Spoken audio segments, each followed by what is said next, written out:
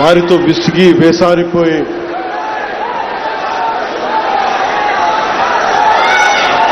కూటమి ప్రభుత్వానికి మీరందరూ మద్దతుగా నిలబడినందుకు మనస్ఫూర్తిగా మీ అందరికీ నా కృతజ్ఞత. పల్లె పండుగ 2.0 ఇది దాదాపు 6,000 కోట్ల పైతోడి పనులు ప్రారంభిస్తా ఉన్నాం.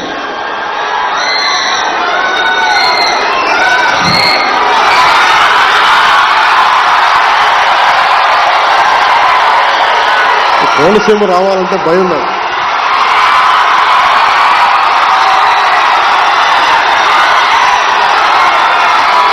అంటే చాలాసార్లు చెప్తా ఉంటా, కోనసీమకి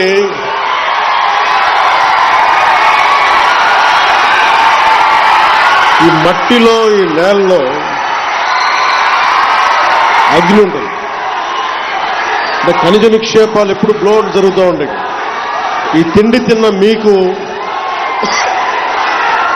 ఈ గాలి పీల్చిన మీకు ఎంత తెగింపు, ఎంత పౌరుషం ఉంటుందో నేను బాగా అర్థం చేసుకున్నాను.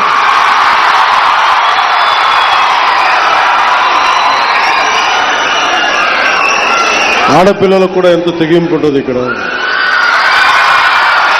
దారి పొడుగున వస్తా ఉంటే అమ్మలు, అక్కలు, చెల్లెళ్ళు, ఆడపడుచులు హారతులు ఇస్తూ, పెద్దలు, పిన్నలు, యువత హారతులు ఇస్తా ఉంటే చాలా ఆనందం వేస్తుంది. ఇంత ప్రేమకి నోచుకునే అర్హత నాకుందా అనిపిస్తుంది ఒకసారి. భగవంతుడి దీవెన, మీ అందరి ఆశీస్సులు, చల్లని ఆశీస్సులు, మీరు నన్ను ఈ స్థానంలో కూర్చోబెట్టారు. ఇందాక ముందు శుభం మాట్లాడుకుందాం. దారిలో వస్తా ఉంటే శివాలయం ఇంకా పూర్తి కాలేదు. ఆ శివాలయం పేరేంటిది?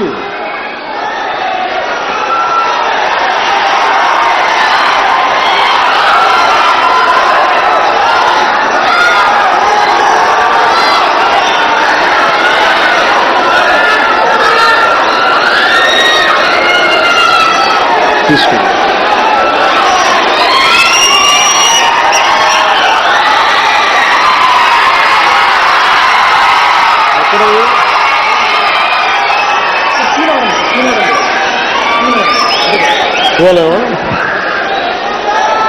సో కూనవరం అంటే ఈరోజు ఎందుకు ప్రత్యేకించి అంటే, ఈరోజు సుబ్రహ్మణ్య షష్ఠి శుభాకాంక్షలు తెలియజేసుకుంటూ, కూనవరం శివాలయం ఆగిపోయింది. సుబ్రహ్మణ్య షష్ఠి రోజున మీరు సుబ్రహ్మణ్యేశ్వర స్వామి తండ్రి అయిన పరమశివుడు ఆలయం ఆగిపోతే దాన్ని ఎలా వదిలేస్తాం? నేను మీకు మాటిస్తున్నాను, అది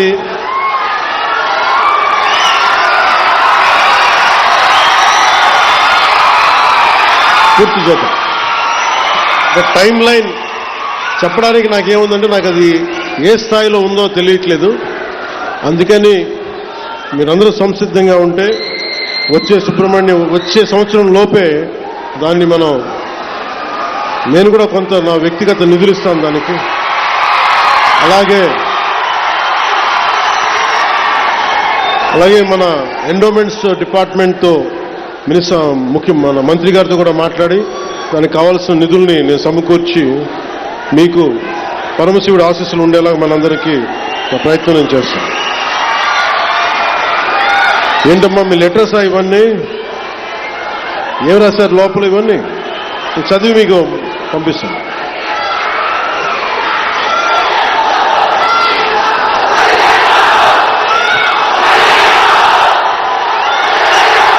అలాగే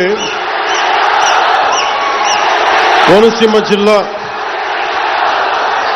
మినీ గూడ్స్ యూనియన్ డ్రైవర్ సోదరులందరికీ కూడా